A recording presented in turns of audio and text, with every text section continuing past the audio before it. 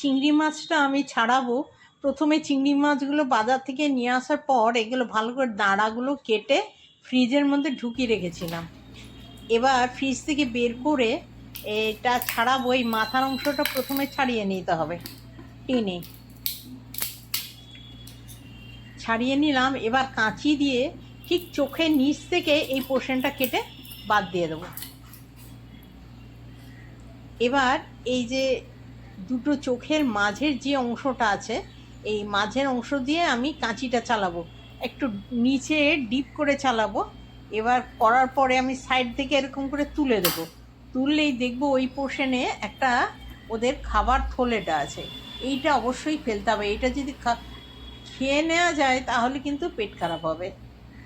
এই অংশটা প্রথমে ফেলে দিতে হবে। এবার আমি খোসাটা ছাড়িয়ে নেব। টেনে খোসাটা আমি ছাড়িয়ে নেব।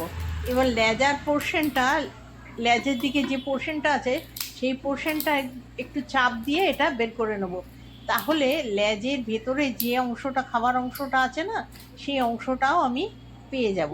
লেজের শেষ প্রান্ত পর্যন্ত এই যে লেজটার যে শেষ প্রান্তটা এটা পর্যন্ত বেরিয়ে চলে আসবে। এবার আমি এটাকে কাঁচি দিয়ে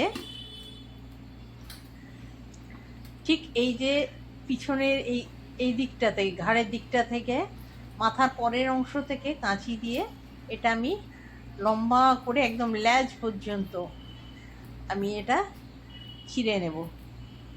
লেজ পর্যন্ত ওদের খাদ্যনালীটা আছে, এই মাথা থেকে শুরু করে লেজ পর্যন্ত। এবার এই মাথার এইখানটায় ভালো করে এই পোর্শনটা টেনে বের করে ওই খাদ্যনালীটা বের করতে হবে। এই যে খাদ্যনালীটা এখান থেকেই বেরোবে, এখান থেকে বেরোলো পুরো লেজের শেষ প্রান্ত পর্যন্ত এটা আছে।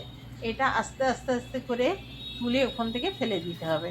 এই যে এটা কতটা লম্বা হয় দেখুন, এই যে এতটা লম্বা, এটাকে ফেলে দিতে হবে। এটা একদম খাবার আমাদের রান্নার মধ্যে থাকা চলবে না, এটা ফেলে দিলাম।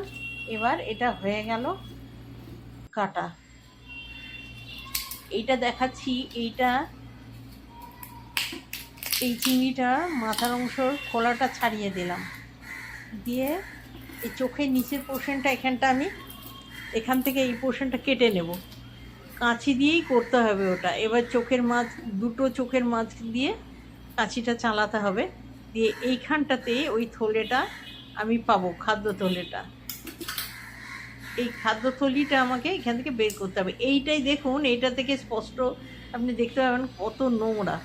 এইটা কিন্তু একদমই আমাদের খাওয়ার মধ্যে চলে এলে শরীর খারাপ করবে, এটা ফেলতেই হবে। এবার আমি ও পিছনের দিকে খোসাটা ভালো করে ছাড়িয়ে নেব।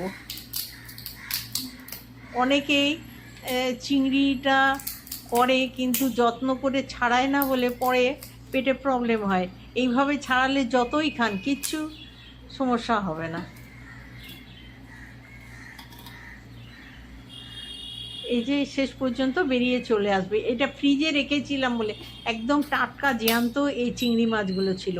এইগুলো জ্যান্ত চিংড়ি মাছ এমনিতেই ছাড়ানো যায় না, ও তো কিছুতেই খোসাটা ছাড়ানো যাবে না, একদম আটকায়ে থাকবে। সেই জন্য একটুখানি 1 ঘন্টা মতন ফ্রিজে ঢুকিয়ে রাখলে তারপরে কাটতে হয়, তাহলে ওই খোসাটা খুব সহজেই ছেড়ে যায়। সে লেজের শেষ প্রান্তটা পর্যন্ত পুরো ছেড়ে যাবে। এবার এইখান থেকে পুরো যে এইটার কতটা নোংরা রয়েছে দেখুন, এটা ভালো করে ফেলে দিতে হবে। ফেলে দিয়ে এই ভেতরের অংশটা পুরোটা বেরোয়নি, আমি এটা পুরোটা বেরোলো না। এবার লেজের শেষ প্রান্তটাও একটুখানি রয়ে গেছে, সেটা আমাকে কাঁচি দিয়ে কেটে ওই শেষ প্রান্তে যেটুকু আছে কালো খাদ্যনালীটা সেটা ফেলে দিতে হবে।